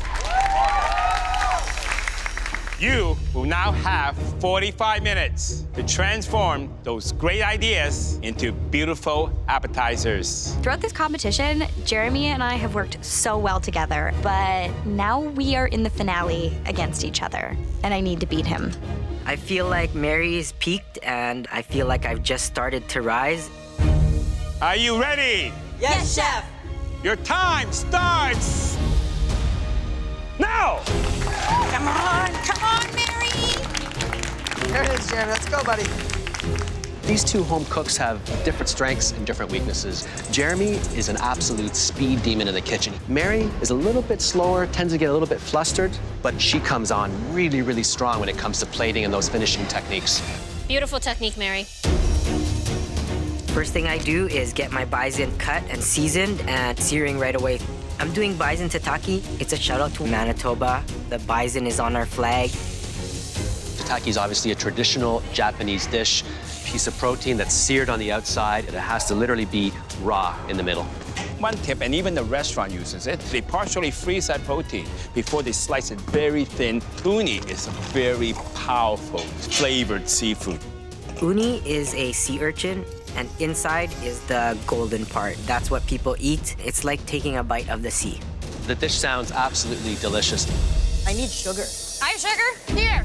Look at that. I'm surprised. Even at this level, at the finale, they're still helping each other. This is so Canadian. That it is. You know, I love the concept of Mary's elevated borscht. Borscht is typically a hearty red beet soup, but I'm making golden beet borscht. Mary's a master at taking classic traditional food ideas and elevating them and giving them a little bit of a twist. I'm also making beet cured trout. Typically, when you're curing fish, you need 24 hours to really get the flavors in there. I don't have that. So I need to juice the beets and really bump up the flavor in the marinade. You know, raw beet juice could be a bit harsh, a bit too earthy, so I hope she gets that right balance. So much time. Hi there, Mary. Hi, Chef Michael. How are you? So you've chosen to do borscht. I have. And this is not any ordinary borscht, though. It's going to be served cold, but also raw. Exactly. Any concern in slicing that piece of trout nice and thin and evenly? I'm actually doing it in little triangle medallions. It's going to be bright, fun. It's going to look like me on a plate. Look forward to trying it. Thanks, Mary. Thank you so much, Chef.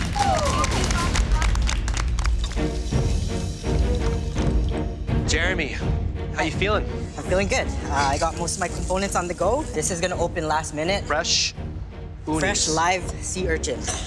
Those are beautiful. So where are you at with your bison right now? My bison is already seared and it's chilling, so it gets a bit stiff, so I can make nice thin slices of it. This right here, Chef, is one of my favorite sauces to make. I love tataki sauce. Taste it.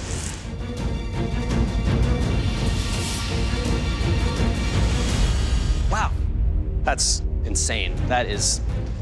That's the most delicious thing I've ever had from you here in this kitchen. Yes, Thank you, Chef. Wow. 15 minutes, you have 15 minutes left. Mary is just starting to take her marinated trout out of her beet mixture there. Yeah. And that is a messy job. Curing takes sometimes days. The only protein on this plate is that fish, and if it's not cured properly, the dish won't work. Now, her idea was to cure that trout in the beet juice, but I don't think there was enough time to achieve that cure. God, she's squeezing some lemon juice onto it now. That'll speed up a little bit more of a cure there. That's a smart move. 5 minutes, you got 5 minutes. Better start plating. I'm cutting into my bison, and I don't like the thickness of the cuts. The way that he's hacking through that bison right now, he's kind of tearing the meat. Jeremy's actually pounding it to make sure that he has that even thickness right around. Well, that's a good comeback. But he hasn't even opened those live sea urchin yet. They take a while to process. This is the opening to my menu. Everything needs to be perfect on it. Oh, look at that pretty color. 3 minutes, you have 3 minutes left, come on! Look at Jeremy, I don't see those live sea urchins. How is he gonna pull this off? Here we go, here we go. He's about to open up his sea urchins. Wow.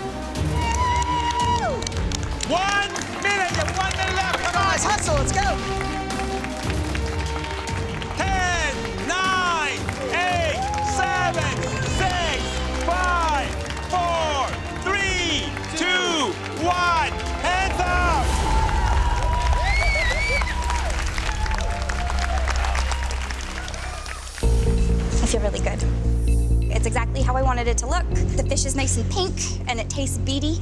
I'm really, really happy. I love how it's plated. I'm gonna win this appetizer round because of my flavors. Mary and Jeremy, please follow us into the banquet room with your dishes.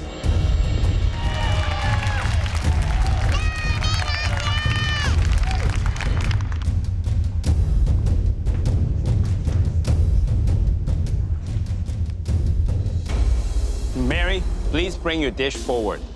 This tasting is so different than any I've done before. First off, there's a table.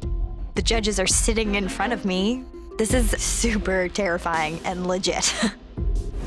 I did a take on borscht. There's little pillows of a horseradish goat cheese, beet cured trout, and caraway breadcrumb. I suggest we all dig in.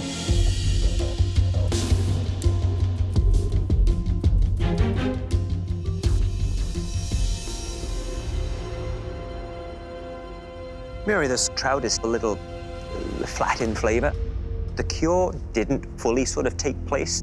But what I really love about this, that acidic hit that you get, absolutely wonderful. Works really well with the earthiness of those beets. Love the bright color.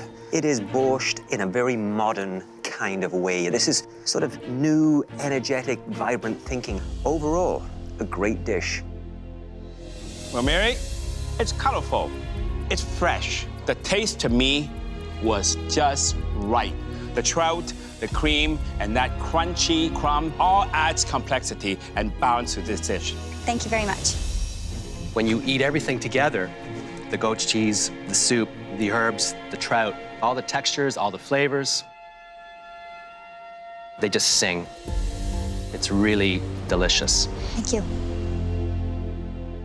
Okay, Jeremy, please bring up your dish.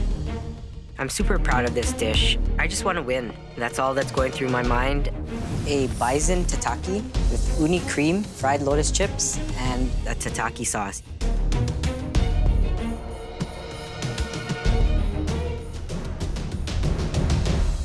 Jeremy, the meat could be a little bit more unified in the way you cut it. You know, one of the pieces here is very thin. This one's a little bit thicker. My advice to you is take that large piece of bison, cut it into quarters. They chill faster, and when you cut them, they're very easy to cut opposed to having one large piece. But other than that, the thought process behind this dish is really that of a very accomplished chef. Complex, delightful. It's really fantastic.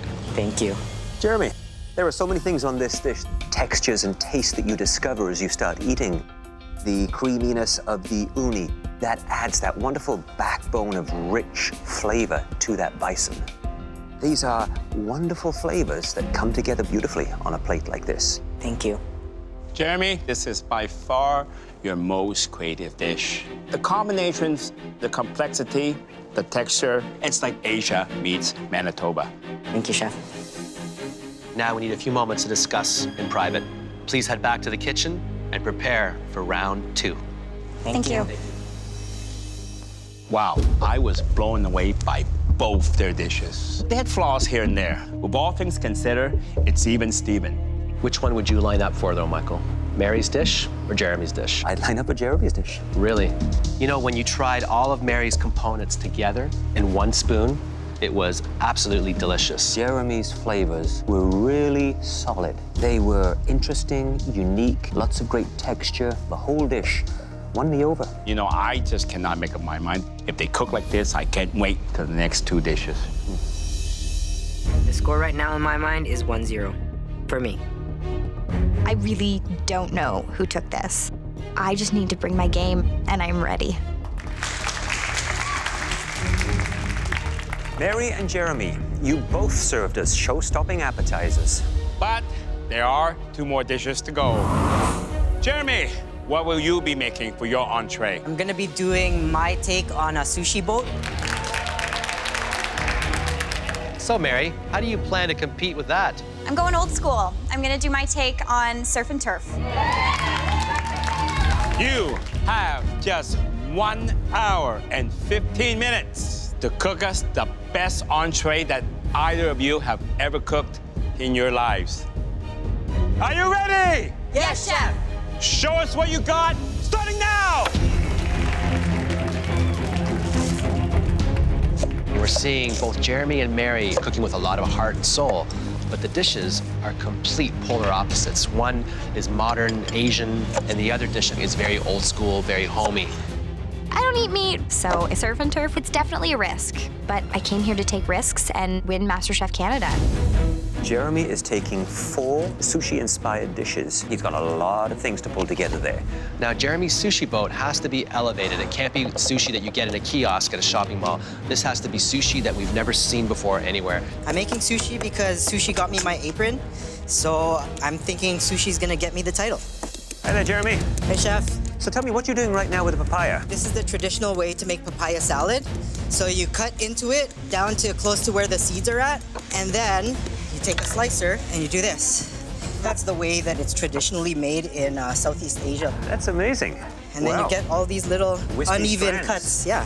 How are you planning to tie all of these 4 dishes together so they make the feeling of a one complete entree dish? They all have soy, ginger, and wasabi. They all play on those elements. Sounds like you've got a lot to get done. I'll leave you to it. Thanks so much, Jeremy.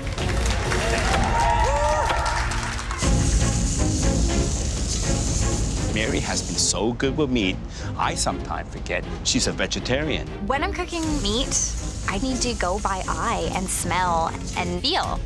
This pressure is insane.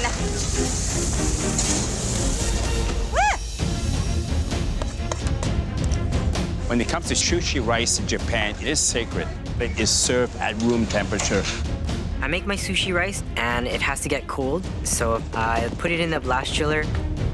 He didn't have to put it in the blast freezer. He had plenty of time. Put a cloth over it and let it cool. Sometimes you put it in the blast freezer, the rice gets dry and hard. As I'm shucking the oysters, I am so full of adrenaline right now that holding the oyster knife is nearly impossible. Mary is struggling with those oysters big time. In the pandemonium, I realized that I didn't take my beef out of the oven. That meat has continued to cook. Mary's looking frazzled at those steaks. I don't think she's happy. I'm really nervous that I've accidentally overcooked my meat. I am panicking. I'm really nervous that I've accidentally overcooked my meat. That is a big and bad mistake. That doesn't look like medium rare to me. You don't know it until we cut into it. It's gonna be the moment of truth. 10 minutes, you have 10 minutes left. The rice, Jeremy. I leave my rice in the blast chiller too long. The rice froze a little. Now I gotta figure out how I'm gonna save this rice. His rice is frozen into one solid sheet. And now he's trying to defrost it in the oven. The sushi rice is no good, then your dish is no good. I have so many things on the go. Have you ever seen Mary's station in such a state of disarray? Look at it. I need to put the best thing I can on that plate. Time is not at all my friend in this cook. Jeremy is going to put the new spin on 4 sushi-inspired dishes. Jeremy is really running around. Look at the sweat coming from his face. He's got the speed, but where he sometimes lets himself down is the finesse and running out of time in terms of plating. 1 minute left, last minute. Get those finishing touches on your plate now.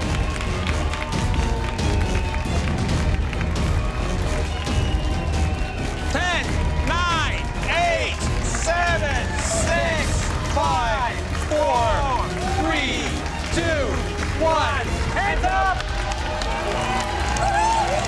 Great job, guys. Good job, babe. Good job. I feel good. I didn't think I was gonna get everything on the plate, but I pulled it off. I'm really worried that my meat is over. I really don't want it above medium.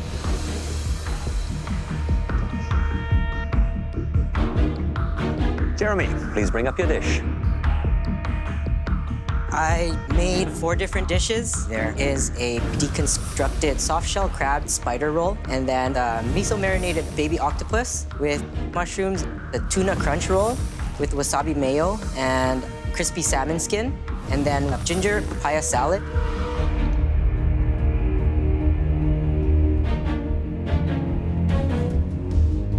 Well, you know, Jeremy, I was a little bit worried about the rice because you had it in the blast chiller and you had it in the oven. But you know something?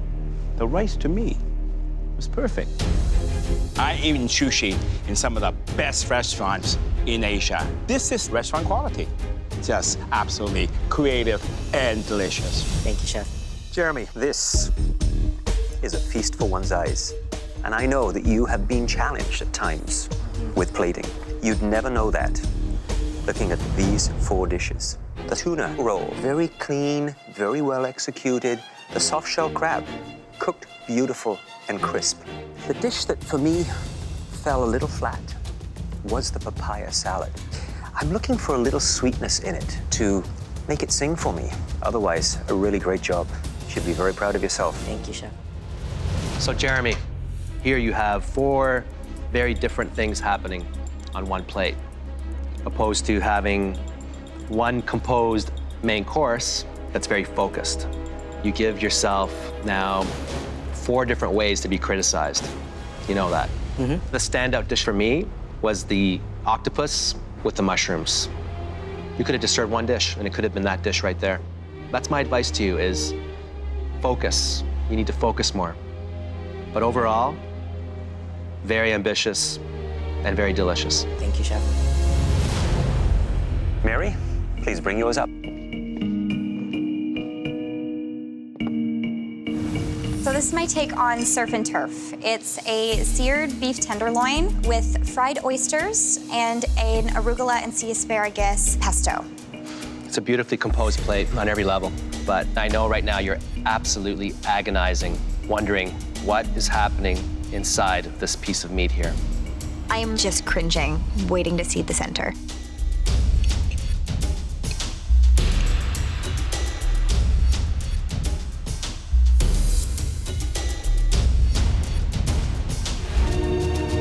Perfect medium. All right, let's dig in.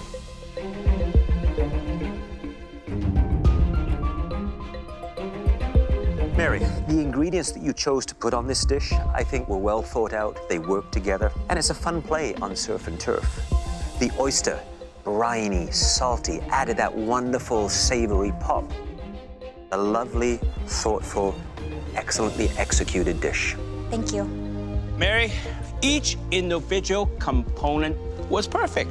The leek onion ring, I mean, that is genius. The pesto, sea asparagus, something very unique and something I would be proud to serve in my restaurant. Thanks very much. You know, Mary, I think you found your niche.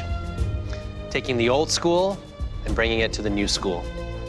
It's such a beautifully composed plate in terms of the combination of flavors, presentation, the sea asparagus with the arugula and a pesto. That's the first time I've ever had those 2 together, and they work brilliantly. It's pretty outstanding. It really is. Thank you.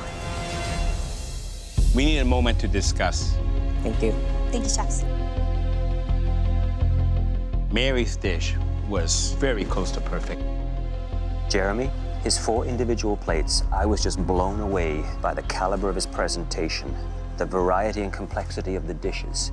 I think 2 of those dishes that he produced were knockouts, absolute knockouts. However, Jeremy, I think, set himself up in some ways for more criticism because he chose to do 4 different dishes. Mary chose 1 dish, which I think she nailed on every level. I hope we're gonna get more clarity in the dessert round. I hope so too. We have to. I feel like I took this round. Everything went well together. My mind, the winner of the entree round is me. It's all down to dessert, and I'm good with desserts. So far, you've both delivered knockout appetizers and entrees. Now it's time for your desserts. Jeremy, what are you planning for your dessert? Milk tea panna cotta with coconut tapioca and jackfruit ice cream. My inspiration for this is my mom. She cooked with all of these flavors. Jackfruit was her favorite. What about you, Mary? What's the dish that you're going to make? A blueberry financier with a buttermilk corn ice cream. This dessert just makes me think of driving up to the cottage with my family and stopping to get corn on the side of the road and going to our favorite blueberry lady. You now have 60 minutes to make us a world-class dessert. I got my white apron with dessert. I know it's going to win it for me. Baking comes second nature to Mary, so it's gonna take very bold flavors to beat her. Are you ready? Yes, chef. Your 60 minutes starts now.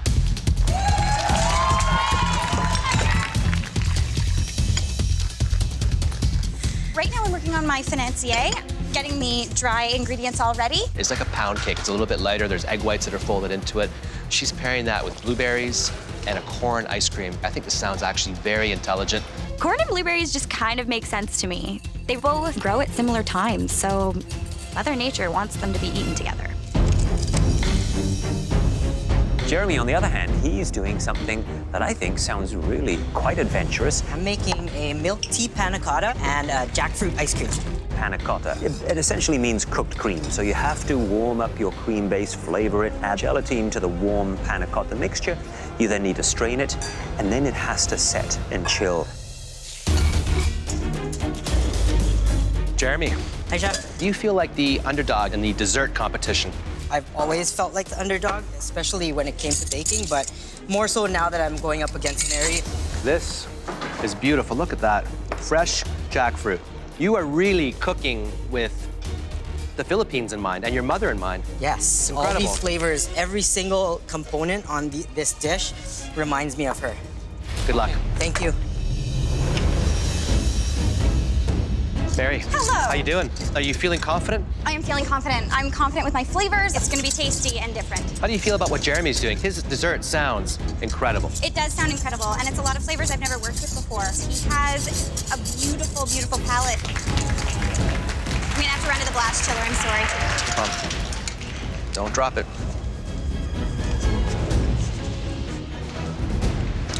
I'm worried about this. She's got to get here fast. That's going to burn. Are you concerned about this at all? No, this is actually doing exactly what I wanted to do. Okay, good. You had me worried for a second. This is just cream with a bit of sugar and salt, and I'm cooking the heck out of it. It's a brown butter crumb to go under my ice cream. It's really tasty, trust me. How close do you think this competition is right now? Super close. Super close. Like super close. And I am feeling it. I'm going to let you focus on your dessert. Thank you. 5 minutes, you have 5 minutes left. Better start plating. The whole competition is riding on this dessert. Look what Jeremy's doing. He's layering flavor after flavor after flavor. That's going to be exciting to eat. Running to get the ice cream. The galleries are looking in amazement right now. They must be really jealous because we get to eat this and they don't. 1 minute! You have 1 minute left! Come on, 1 minute! Come on, guys! 4 minutes!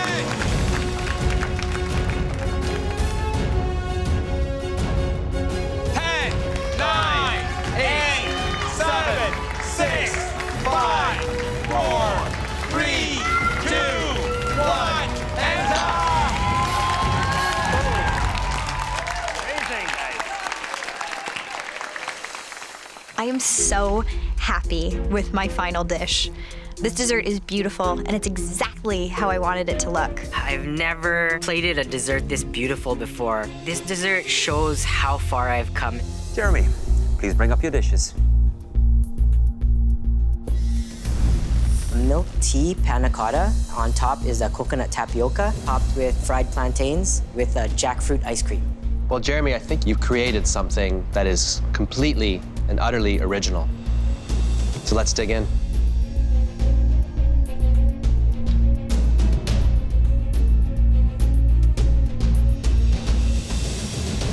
You know, Jeremy, all that different textures coming together, to me, that is genius.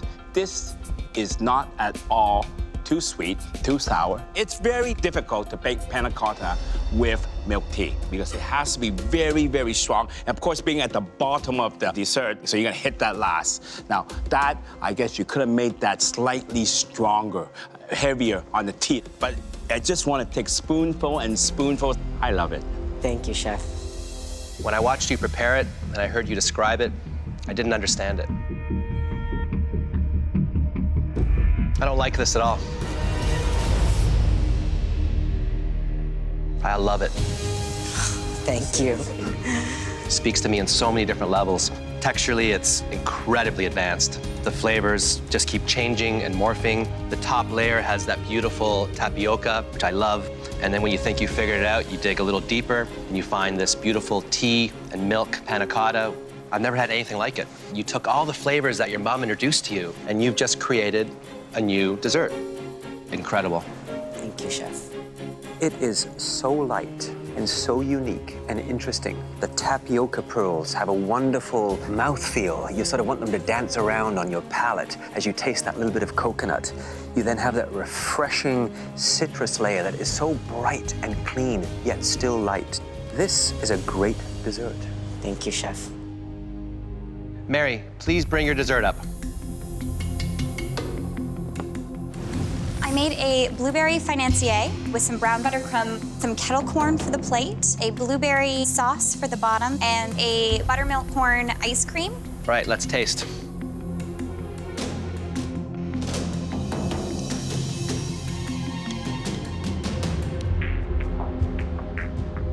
You know, Mary, the sophistication, really appeals to the professional side of me. But that popcorn, I want to dive in like a kid. All the flavors, they all come together. I can taste the corn, I can taste the maple syrup, the crunchiness, the different textures. So everything in this plate works. Thank you so much, Chef. Mary, this is truly a lovely little dessert. The actual cake itself has a sort of a humble quality to it, but with your presentation, you've been able to elevate it. The panancia cake has a little bit of a lemony touch to it. It has a little bit of that cornmeal, which adds a nice little texture crunch to it. Beautiful blueberries in there. Wonderful, absolutely wonderful. Thank you. Everything works so well together. The corn ice cream is incredibly intense. I like the way you reinforced the theme of the corn ice cream with popcorn. It feels like a road trip, going up to your cottage, stopping off, picking up some blueberries, grabbing some corn. Amazing. In fact, I'd love to have it on my menu at my restaurant. I think it's playful, it's intelligent, it's all those things you want in a dessert. Thank you so much. You both prepared absolutely stunning 3-course meals, and you've made choosing a winner a near-on impossible task. But tonight, one of you will become Canada's next MasterChef. And we need to decide who that's going to be. So please head back to the kitchen. Thank you, guys. Thank you, chefs. Thank you. We find ourselves in a very difficult situation because this is the closest competition we have ever seen.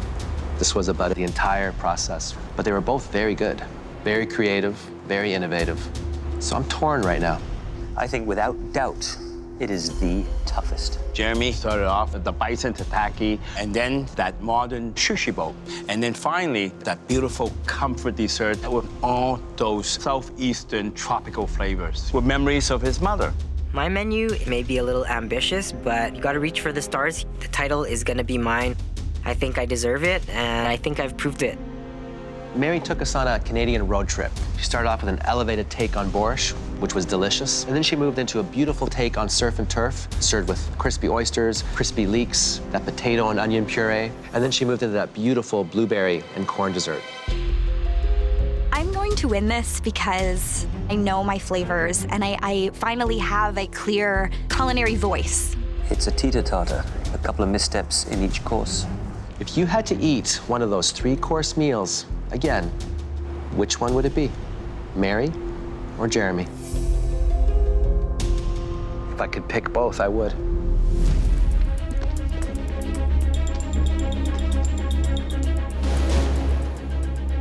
Mary and Jeremy, you both made the decision to follow your culinary dreams. And those dreams led you here to the MasterChef Canada kitchen. Week after week, you braved some of the most punishing challenges that we've ever seen in this competition. But the two of you survived. In fact, you flourished, growing by leaps and bounds with each challenge, and presenting us with the finest dishes we've seen in the history of MasterChef Canada. You have now reached a level of skill and artistry that has earned you a place on this stage. Please come up and change places with us. Winning today would be just the beginning. The MasterChef Canada title would change my whole life. I want this so badly. Winning this would be so amazing. Tonight, you both took us on a flavor journey that honored your cultural backgrounds and your families. Every course demonstrated that both of you cook with skill and heart. the three of us struggled to reach a consensus. Unfortunately, only one of you could win $100,000, this trophy, and the life-changing MasterChef Canada title. We agreed that one home cook created a menu that was slightly more cohesive and satisfying. This year's winner and Canada's new MasterChef is...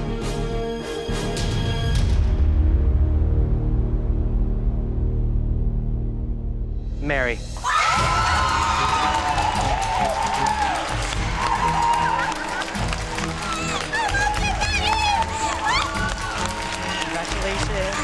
You did it. A wonderful job. Every good emotion that anyone in the world has ever felt is me right now. This trophy represents everything I've learned and everything that is about to happen. I'm the first lady MasterChef Canada. Yes, it's me. Mary really deserves it. I'm happy for her. I made it this far, and I'm still really proud of what I did. Being second ain't so bad. Oh my God. I know my dad is watching me, and I know that he's here with me. And I know he's proud.